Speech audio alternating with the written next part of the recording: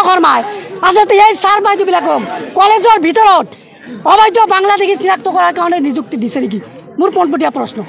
দ্বিতীয়টো প্ৰশ্ন হৈছে যে কলেজৰ চৰকাৰী চাকৰি কৰা এজন টিচাৰ বা ছাৰ বাইদেউসকলে কেনেকৈ চাৰ্কুল অফিচাৰ বা ডিচি অফিচৰ নিচিনা তেওঁলোকে নিশ্চয়তা দিব পাৰে যে এই মানুহবিলাক আচলতে বাংলাদেশী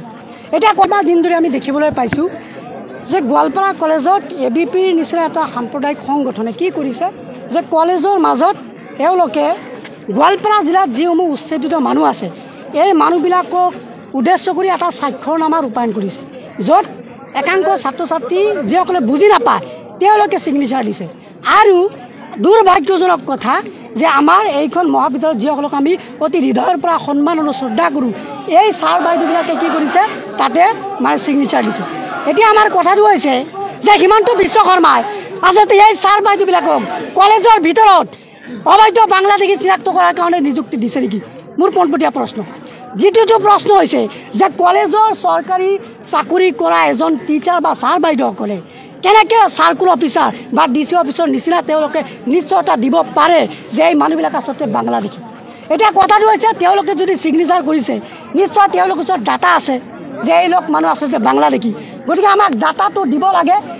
আৰু যদি প্ৰকৃততে কোনো মানুহ বাংলাদেশী ওলায় আমি ছাত্ৰ সমাজে সেই মানুহবিলাকক বৰ্ডাৰ পাৰ কৰি থৈ আহিম কোনো মানুহক নালাগে কিন্তু যদি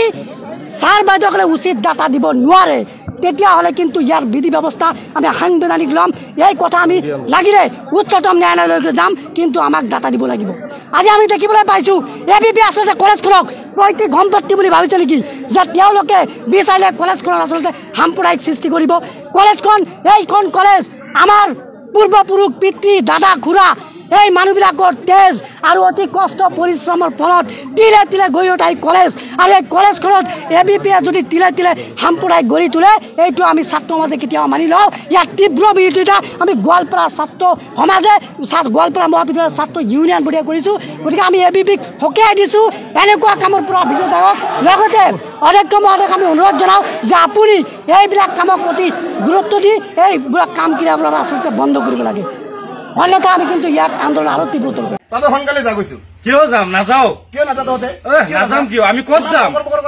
আমি এইখন অসমত জন্ম লৈছো এইখন অসমত মৃত্যুবৰণ কৰিম আমি ক'ত যাম আমি অসম তহঁতৰ বাপেকৰ নেকি অসম আমাৰ হয় অসম তহঁতৰ বাপেকৰ নেকি এইখন ভাৰতবৰ্ষখন গণতান্ত্ৰিক দেশ ইয়াতে চব জাতিৰ মানুহ মিলি থাকিব পাৰি তোমালোকৰ দল সংগঠন গিলা খালি বাংলাদেশীৰ নামত আমাৰ দুখীয়া মানুহবিলাক হাৰাশাস্তি কৰিব আহে তহঁতে দুনিয়াৰ IAS অফিচাৰ প্ৰফেচাৰ এইগিলা আছে সেই তহঁতৰ এইবিলাক লেকচাৰ বাদ দে বাংলাদেশত যায় তহঁতৰ অসমত আমাৰ এই অসমত তহঁতৰ ঠাই নহ'ব আমাৰ অসমত এইখন ঠাই নহ'ব আপোনালোকৰ কি ডকুমেণ্টছ আছে আপোনালোকে অসমৰ নাগৰিক এইখন অসম আমাৰ হয় এইখন আমাৰ অসম হয় আমাৰ অসমত তহঁতৰ মেয়ৰ ঠাই নহ'ব তহঁতৰ বাংলাদেশত গুচি আপোনাৰ কথাত নাযাওঁ নহয় আইন আছে প্ৰশাসন আছে আপোনালোকৰ কি কিহৰ আইন লাগে নাযাওঁ আমি আমাৰ মামাই তহঁতক কৈছে নাই আমাৰ মামাই তহঁতক কৈছে নাই কালি তোমলা বান্ধিলৈ তহঁতক যাব কৈছে নাই বাংলাদেশত তহঁতে বাংলাদেশত যা আইনী প্ৰক্ৰিয়াত আমি যদি বাংলাদেশী লৈ যাব লাগিব এইবিলাক আইন দল সংগঠনৰ দালাল আহি ক'লে আমি নাযাওঁ নহয় আমি দালাল নেকি আমাক দালাল আপোনাক কোনো অনুমতি আমি দালাল নহয় আমি দালাল নহয় কৈছো কোনো অনুমতি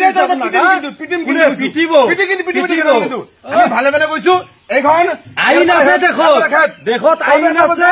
আইনে যদি আমাক বাংলাদেশী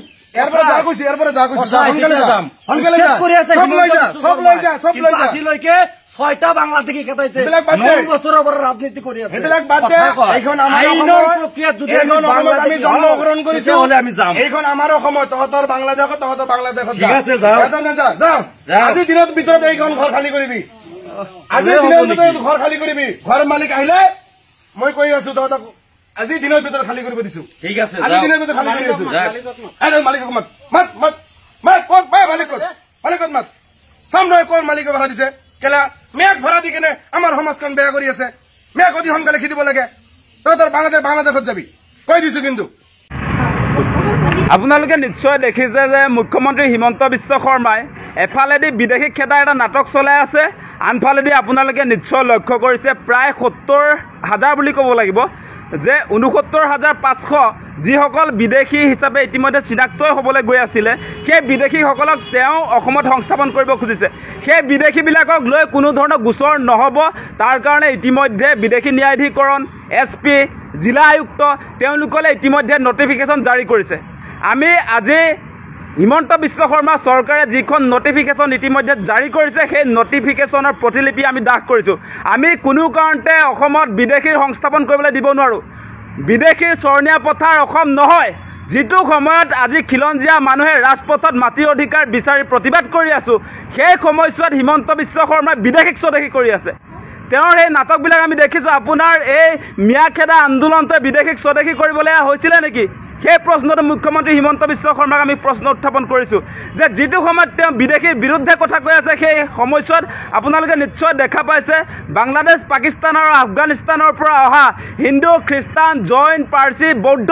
সেই লোকসকলক আপোনাৰ ইয়াত নাগৰিকত্ব দিব খুজিছে কাৰ জৰিয়তে গতিকে আমি আগতেও কৈছিলোঁ আমি কাৰ নামানো অসমবাসীৰ ৰাইজে নাগৰিকত্ব সংশোধনী আইন কোনো কাৰণতে মানি ল'ব নোৱাৰে সেইখন হৈছে আমাৰ অসমীয়া জাতিক আছে ধ্বংস কৰিব পৰা এখন আইন গতিকে অসমবাসীয়ে এই কাক কেতিয়াও মানি নলয় সেই কথাটো অতি স্পষ্ট আৰু মুখ্যমন্ত্ৰী হিমন্ত বিশ্ব শৰ্মাই আপোনালোকে নিশ্চয় দেখিছে অসমত সাম্প্ৰদায়িক ৰাজনীতি কৰি এফালেদি আপোনালোকে দেখিছে যে আমাৰ খিলঞ্জীয়া মানুহৰ মাটিৰ অধিকাৰ তেওঁ কাঢ়ি লৈছে আৰু সমান্তৰালভাৱে আপোনালোকে নিশ্চয় দেখিছে বিদেশীক স্বদেশী কৰিছে বিদেশীক কিয় স্বদেশী কৰিছে আজি আমাৰ খিলঞ্জীয়া পৰিয়ালক কেতিয়া মাটি দিব আমাৰ যে এতিয়া লাখ লাখ পৰিয়ালৰ মাটিৰ অধিকাৰ যে নাই এই সময়ছোৱাত আপুনি খিলঞ্জীয়া মানুহক মাটি দিব লাগে নে বিদেশীক স্বদেশী কৰিব লাগে আজি বিদেশীবিলাক আকাশত সংস্থাপন হ'ব নেকি আমাৰ মাটিত সংস্থাপন হ'ব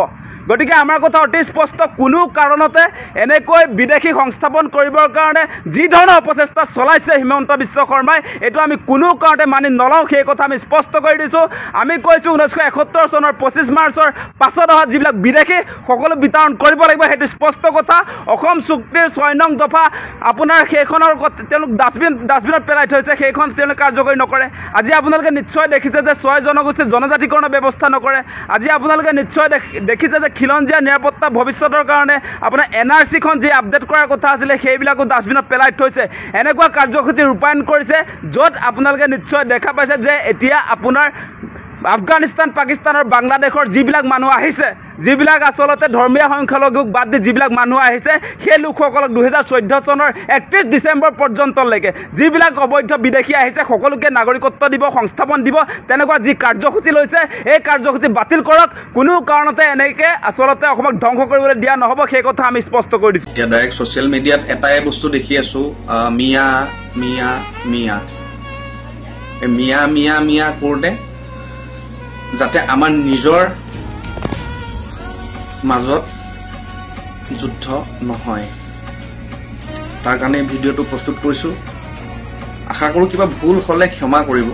কিন্তু মই ক'ব লগা দুটামান কথা আপোনালোকৰ আগত ক'ব বিচাৰিছোঁ কথা হৈছে যে মাননীয় মন্ত্ৰী ডক্টৰ হিমন্ত বিশ্ব শৰ্মা ডাঙৰীয়াই উচ্ছেদ অভিযান কৰিছে সেই উচ্ছেদক আমি বৃহত্তৰ অসমীয়া যুৱ মঞ্চই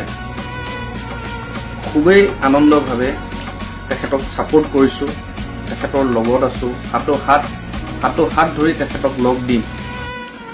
কিন্তু তাত আমাৰ এটা প্ৰশ্ন আছে তাত বৃহত্তৰ অসমীয়া যুৱ মঞ্চৰ প্ৰশ্ন আছে যে উচ্ছেদিত কৰা মানুহখিনি ক'ৰ হয় আৰু উচ্ছেদ কৰাৰ পিছত তেওঁলোকক ক'ত পঠাব সেইটো আমাৰ এটা প্ৰশ্ন 2 নম্বৰ প্ৰশ্ন হ'ল যে যদি নগাঁৱত বা মিয়া বাংলাদেশী হয় তেখেতলোকৰ NRC তেখেতলোকৰ ডকুমেণ্টছ তেখেতলোকৰ যি যাৱতীয় নথিপত্ৰ আছে পৰীক্ষা কৰি তেখেতলোকক ডিটেনশ্যন কেম্পলৈ দি তেওঁলোকক ভাৰতৰ পৰা বাহিৰ কৰিব লাগে সেইটো আমাৰ অনুৰোধ থাকিল ডক্টৰ হিমন্ত বিশ্ব শৰ্মা ডাঙৰীয়ালৈ এইখিনি সময়ত যাতে আমাৰ যিটো ভাই বৰা যিডাল ৰেখা সেই ৰেখাডাল কেতিয়াও ছিঙিব নালাগে হিন্দু মুছলিমৰ যিডাল এনাজৰী সেই এনাজৰীডাল সদায় দিনক দিনে টানহে হ'ব লাগে বৰঞ্চ ঢিলা হ'ব নালাগে কাৰণ আমি সব এক কিয়নো মোৰ মাও হিন্দু হয় মোৰ আব্বা মুছলিম হয় তেতিয়াও মোৰ নিজৰ আইতা ঘৰলৈ অহা যোৱা থাকে মোৰ মাৰ লগত এটা ভাল সম্পৰ্ক মা বেলেগ কাষ্টৰ পৰা আহিছে যদিও আমাৰ ঘৰত আজি ডেটলৈকে একো প্ৰব্লেম নাছিলে যিহেতু আমি ল'ৰা ডাঙৰে হলো দিয়কচোন মোৰো এটা বাচ্চা এটা আছে যিটো তাৰ বয়স 3 বছৰ এতিয়া 3 বছৰ ল'ৰাটো স্কুললৈ যাব দিয়া হৈছে স্কুললৈ গৈছে স্কুলত গৈ পিনে যেতিয়া স্কুলৰ পৰা আহে তেতিয়া আমি সুধো যে বাবা স্কুলৰ পৰা আহিলা তেতিয়া কয় যে পাপা আহিলো তোৰ ফ্ৰেণ্ডছ বনাইছা নাই বনাইছো তো ফ্ৰেণ্ডছ বিলাক নাম কেনেকুৱা থাকে কিছুমান থাকিব মুছলিম ল'ৰা কিছুমান হিন্দু ল'ৰা কিছুমান ব্ৰাহ্মণো থাকিব কিছুমান বিহাৰী থাকিব কিছুমান মাৰাঠী থাকিব এতিয়া তাক মোৰ ল'ৰাটোক মই কি শিক্ষা দিম যে না না না তুমি মুছলিমৰ লগতেই দুষ্টিদাৰী কৰিবা তুমি হিন্দুৰ লগত নকৰিবা আমাৰ সভ্যতা বা মোৰ ঘৰৰ কালচাৰতে হেতু শিকোৱা নাই আৰু আশা কৰো আপোনালোকৰো হেতু শিকোৱা নাই কিয়নো মোৰ ঘৰৰ কিনাৰৰ পৰাই দত্ত চুক এটা আৰম্ভ হৈছে আমি সৰু পা দত্ত চুকৰ মানুহখিনি লগত ফ্ৰেণ্ডছখিনিৰ লগত আমি একেলগে ডাঙৰ দীঘল হৈছো তেখেতলোকো ঈদত আমাৰ ঘৰলৈ আহে আমিও বিহুত যাওঁ কিবা কিবি মানুহ ঢুকালে কিবা ঢুকালে আমাৰ মাজত ইমান এটা মিলা পিতৃ এটা আছে আৰু সেই মিলা পিতৃটো আমি সদায় বজাই ৰাখিব বিচাৰো আৰু আগলৈও বজাই ৰাখিম কিন্তু এছাম মানুহে যে এইটো ভাঙিব গৈ আছে হেতু ভাঙিব দিব নালাগে হিমন্ত বিশ্ব শৰ্মা চৰকাৰক এটা অনুৰোধ যে কিছুমান বস্তুৰ ওপৰত আপুনি অলপ চকু দিব লগা হ'ল কিছুমান বস্তু আপোনাৰ চকু দিব লগা হ'ল কিয়নো যদি প্ৰকৃত বংগমূলীয় মুছলিমখিনি বাংলাদেশী হয় অতি সোনকালে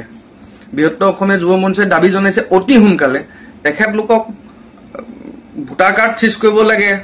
আধাৰ কাৰ্ড ব্লক কৰিব লাগে সব ব্লক কৰি চিজ কৰি তেওঁলোকক ডিটেনশ্যনত ৰাখিব লাগে আৰু ডিটেনশ্যনৰ পৰা সিধা তেওঁলোকৰ নিজৰ জায়গা বাংলাদেশ পঠিয়াব লাগে ইয়াতকৈ মই বেছিকে নাজানো কবলে আৰু কোৱাত যদি কিবা ভুল হৈছে মোক ক্ষমা কৰিব কিন্তু আমাৰ শিৱসাগৰত সদায় শিৱসাগৰৰ মানুহে কি হিন্দু হওক কি মুছলিম হওক শান্তিৰ কথা কয় সম্প্ৰীতিৰ কথা কয় মিলা পিতৃৰ কথা কয় তাৰ বাহিৰে আজিলৈকে আমি এনেকুৱা একো শুনা নাই আৰু আগন্তুক দিনতো শুনিব নিদো ইয়াৰে কামনাৰে জয় অসম জয় হিন্দ ইতিমধ্যে আপোনালোকে ভিডিঅ'টোৰ যোগেদি বহুখিনি কথাই গম পাইছে আৰু এটা আচৰিত ধৰণৰ কাণ্ড হৈ গৈছে আপোনালোকে হয়তো গম পাইছে যে গোৱালপাৰা কলেজৰ অধ্যক্ষই এতিয়া অবৈধ বাংলাদেশী চিনাক্ত কৰাৰ অভিযান আৰম্ভ কৰি দিছে কলেজৰ ভিতৰত হয় আপোনালোকে ঠিকেই শুনিছে এই গোৱালপাৰা কলেজৰ অধ্যক্ষৰ বিৰুদ্ধে এতিয়া ভয়ংকৰ অভিযোগ উত্থাপন কৰিছে এইসকল যুৱ ছাত্ৰই হয় উচ্ছেদিত ছাত্ৰ ছাত্ৰীৰ বিৰুদ্ধে এতিয়া সহি লৈছে শিক্ষকসকলে কোন মিয়া কোন হিন্দু কোন বাংলাদেশী সকলোবোৰ এতিয়া অভিযান চলিছে এই কলেজখনৰ ভিতৰত এনেকুৱা আচৰিত ধৰণৰ কথা নহয়নে বাৰু কলেজৰ ভিতৰতো যে এনেকুৱা ধৰণৰ ঘটনা ঘটি আছে সঁচাই বহুত বেছি দুখজনক কথা হিন্দু মুছলমানক লৈ পিনি যিটো ৰাজনীতি হৈ আছে বহুত বেছি এটা ভয়ংকৰ পৰিস্থিতিলৈ গৈ আছে এইটো হ'ব নালাগে এতিয়া উঠি অহা প্ৰজন্ম গৰজি উঠিছে হয় বহুত এটা বেয়া ঘটনা হৈ গৈছে গোৱালপাৰা কলেজৰ যদিহে আপোনালোকে এই ভিডিঅ'টো গুৰুত্বপূৰ্ণ বুলি ভাবিছে ভিডিঅ'টো সকলোৰে মাজত শ্বেয়াৰ কৰি দিব লাইক এটা কৰি দিব কমেণ্ট কৰিবলৈ নাপাহৰিব ভিডিঅ'টো সম্পূৰ্ণ চোৱাৰ বাবে সকলোলৈ বহুত বেছি ধন্যবাদ থাকিল